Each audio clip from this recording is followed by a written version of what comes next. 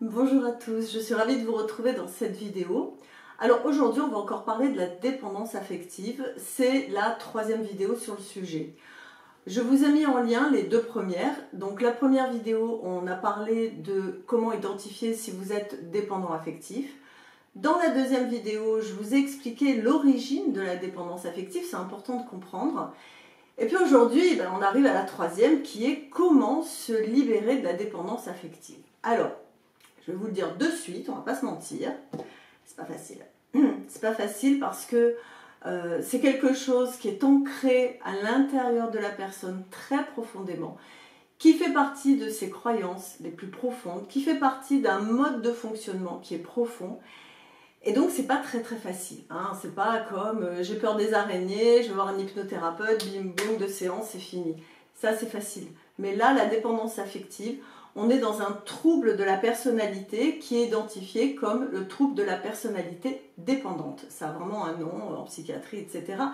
Donc c'est quelque chose qui est profond, qui est incrusté, ça il faut en prendre conscience. Donc moi je vais vous donner des pistes de réflexion, après vous allez prendre ce qui vous convient, ce qui vous convient moins, vous le laissez, d'accord. C'est pas, comment dire, c'est pas des obligations, c'est juste des pistes de réflexion. Alors il y en a 3 qui vraiment paraissent indispensables, et puis il y en a 5 qui peuvent être des petits trucs, des petites astuces pour vous aider, pour vous accompagner. Alors, la première chose qui va être très importante dans ce processus pour se libérer de la dépendance affective, le premier point, c'est d'en prendre conscience. Alors ça, je pense que la première vidéo que je vous ai mis en ligne va vous aider à prendre conscience de votre taux, j'ai envie de dire, d'implication dans la dépendance affective. Est-ce que vous êtes un peu, beaucoup, comme je le dis, passionnément dépendant affectif? Donc ce qui est important, c'est d'en prendre conscience sans se culpabiliser, sans se dire « Oh mon Dieu, c'est horrible », voilà, c'est comme ça. Par rapport à votre histoire, à votre passé, c'est ce que je vous explique dans la deuxième vidéo, vous êtes devenu une personne dépendante affective. Ok, bon, ça c'est la première étape. Pourquoi c'est important? Parce que tant qu'on ne prend pas conscience de quelque chose, on ne peut pas le changer, d'accord? Si je n'ai pas conscience que je suis que je suis une dépendante affective, je ne veux pas le changer. Je veux dire, oui, je souffre, je suis malheureuse, il m'arrive que des problèmes, nanana, nanana. Mais je vais me victimiser, mais je ne vais pas être consciente que ce qui m'arrive dans ma vie, ça peut venir aussi de mon mode de fonctionnement. Donc ça, c'est une première étape qui est indispensable. Prendre conscience que vous êtes une personne dépendante affective. Et prendre conscience d'une chose aussi très importante, les autres, tous les autres, ne peuvent pas combler vos désirs, vos besoins. Ils ne peuvent pas, c'est pas possible, d'accord? Donc ça va être la première étape. La deuxième étape, pour moi qui me paraît aussi indispensable, si vous voulez vraiment avancer, si vous voulez vraiment vous libérer, il va falloir vous faire aider. Il va falloir vous faire accompagner par un thérapeute, un psychologue, un psychanalyste, un psychiatre, s'il est psychothérapeute, s'il est là juste pour vous donner des bonbons, ça ne va rien changer. Vous allez être sous antidépresseurs, anxiolytiques, etc.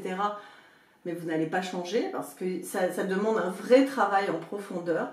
Et c'est vraiment ce qui est important parce qu'un thérapeute va vous aider à prendre conscience de vos croyances sur vous, sur les autres, sur la vie. Et des croyances qui sont, on appelle ça des croyances limitantes.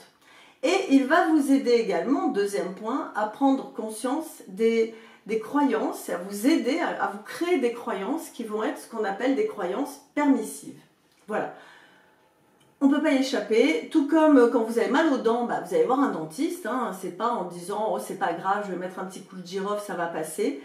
Ça ne passe pas. Donc quand vous avez un problème de santé, vous allez voir un médecin, hein, quand votre corps souffre.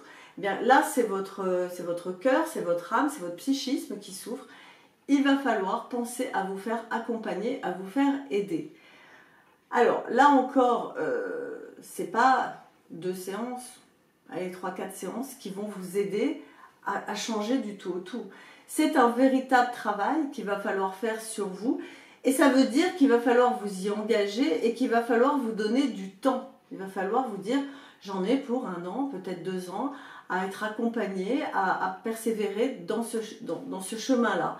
Donc, ça, c'est vraiment le deuxième point qui est très important, qui va vous permettre de vous libérer de la dépendance affective. Le reste, ce que je vais vous dire, ça va être des petites astuces, des petits outils.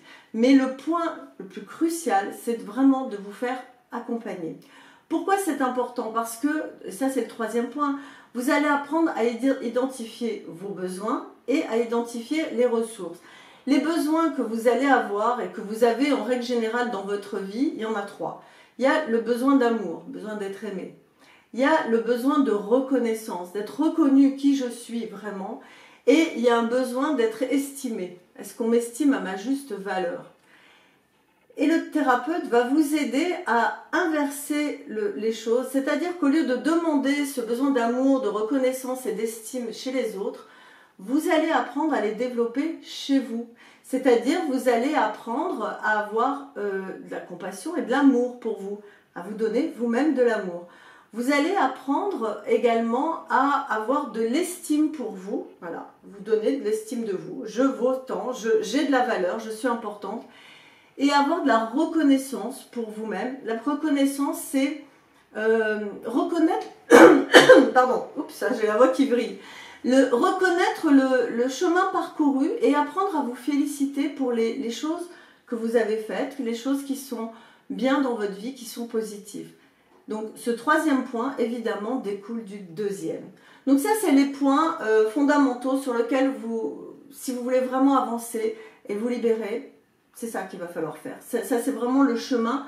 J'en connais pas d'autres. Hein. Si vous en connaissez un autre, allez-y, mettez-les-moi en commentaire.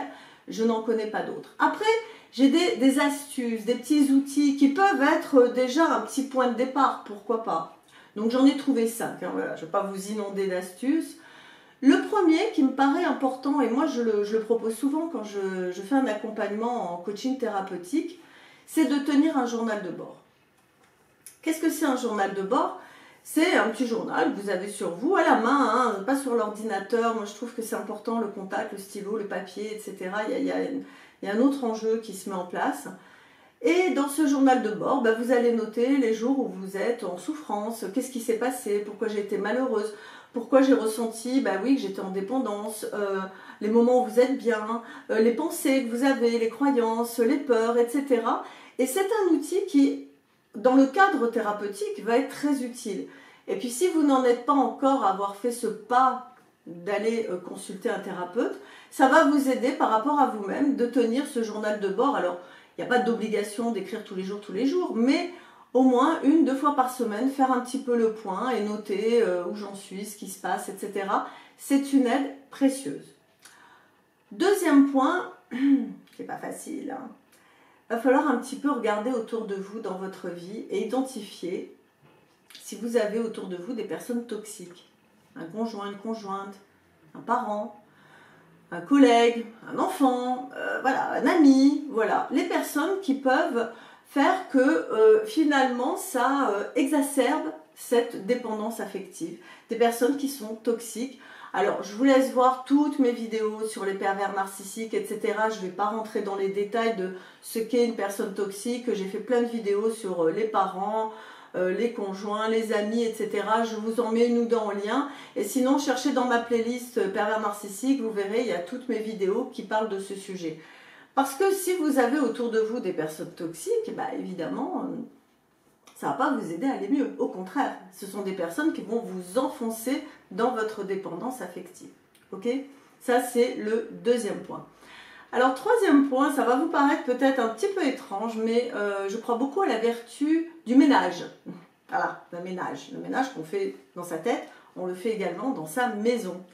Nettoyer, ranger, vider, virer les choses du passé, les vieilles lettres qui traînent. Parce que j'ai remarqué que les personnes dépendantes affectives sont très attachées au passé. Oui, c'est la carte de Noël que m'a envoyée la grande-tante machin, je la garde là. Et elles accumulent, elles s'encombrent de plein de choses et tout ça. videz vos placards, balancez les vieux vêtements, donnez-les aux Emmaüs, à Croix-Rouge, vendez les choses que vous ne voulez plus, donnez-les, débarrassez-vous, faites du propre, faites du neuf, repeignez vos murs. Parce que, pourquoi je vous parle de la maison? La maison, c'est le reflet de qui on est, hein, c'est le reflet de notre personnalité, de qui on est. Et j'ai pu observer, alors c'est une généralité, ne venez pas me laisser un commentaire en me disant « Mon Dieu, mais moi, je débarrasse tout et je suis encore dépendante affective. » Oui, mais peut-être si vous ne le faisiez pas, vous le seriez encore plus. Donc, pensez à vous débarrasser de choses du passé qui vous attachent, qui vous lient à des... Voilà, un vieil ex qui traîne d'il y a 10 ans en arrière, qui vous avait envoyé des lettres. C'est bon, allez hop, débarrassez-vous, d'accord? Ça, c'est une astuce. C'est pas ça qui va vous permettre de ne plus être dans la dépendance affective. C'est un premier pas. Voilà, hein, c'est des petits pas que l'on peut faire. Donc, nettoyer, ranger. Et puis, notez sur votre petit journal de bord comment vous vous sentez une fois que vous avez vidé toute votre cuisine, une fois que vous avez rangé votre placard. Sur Netflix, il y a plein de vidéos de... Comment elle s'appelle? Je crois que c'est Marie Kondo. Qui propose des méthodes de nettoyage, de rangement, de vraiment faire la maison propre et tout. Ça aide, c'est vraiment une grande aide pour sentir qu'on se libère de plein de choses, des attaches du passé. Quatrième point, alors ça je vous le dis dans toutes mes vidéos. Je pense qu'il n'y a pas une vidéo où je ne vous en ai pas parlé. Pratiquer la méditation. Alors, je connais les réticences parce que je les ai au téléphone, mes clientes qui me disent « Oui, mais moi j'y arrive pas, c'est compliqué, je n'ai pas le temps, etc. » Faites une chose, très simple. Le soir, avant d'aller dormir, vous n'avez rien d'autre à faire que vous allonger à dormir. On est bien d'accord, vous n'avez pas les courses, vous n'avez pas de ménage, justement, vous n'avez pas de travail, vous n'avez rien à faire. Mettez-vous sur votre téléphone, vous allez sur YouTube, et vous vous mettez une méditation pour dormir, une méditation pour vous relaxer, pour vous détendre, pour lâcher prise, voilà. Vous savez que mon chouchou, c'est Cédric Michel, qui fait des super bonnes méditations. Vraiment, il en a plus de 200, donc vous avez vraiment de quoi faire. Et prenez l'habitude, tous les soirs, avant de vous endormir, mettez vos écouteurs ou pas, et vous faites une bonne méditation. Pourquoi c'est important? Parce que la méditation a un impact profond au niveau des neurones. Je ferai une vidéo, je sais que ça fait un moment que je vous en parle, mais à chaque fois il y a d'autres sujets qui arrivent, mais je ferai vraiment une vidéo sur la méditation, les bienfaits de la méditation. Ça agit en profondeur, ça apaise, ça calme, ça relaxe. On lâche sur le mental, on lâche sur les peurs. Donc la méditation, c'est vraiment un outil de guérison, quel que soit les soucis qu'on peut avoir, hein, que ce soit je suis trop stressée, je suis dépendant, je suis ceci, je suis cela, méditation. C'est vraiment, moi c'est une pratique que je propose à toutes les personnes que j'accompagne en thérapie. Donc pour vous dire comme c'est quelque chose à laquelle je tiens profondément. Cinquième point, qui va également vous aider, trouver un centre d'intérêt à pratiquer. Ça peut être un sport, ça peut être n'importe quoi, hein, du qigong, du yoga, de la danse, de l'équitation, du poney, de natation, voilà. Trouvez également, si le sport c'est pas trop votre délire, mais moi je vous conseille d'en faire un petit peu quand même, une activité artistique. Tentez, essayez, on ne vous demande pas, si vous aimez la musique, apprenez le piano, la guitare, la flûte, je ne sais quoi. On ne vous demande pas d'être un grand musicien. Si vous aimez tout ce qui est loisirs créatifs, commencez à en faire. Allez dans des clubs, inscrivez-vous, faites des activités qui vont vous permettre, de sortir de toujours les mêmes personnes, le même cercle relationnel, deux, qui vont vous permettre justement d'élargir votre cercle relationnel et de faire quelque chose qui ne dépend pas des autres, mais qui dépend de vous. Donc ça aussi, c'est un travail thérapeutique. Je crois beaucoup à la vertu de l'art, quel qu'il soit, que ce soit la danse, le théâtre, le piano, la musique, quel que soit l'art que vous allez pratiquer, ça va vous faire du bien et ça va renforcer votre estime de vous, l'amour de vous et la reconnaissance. Vous voyez, on revient toujours aux fondamentaux.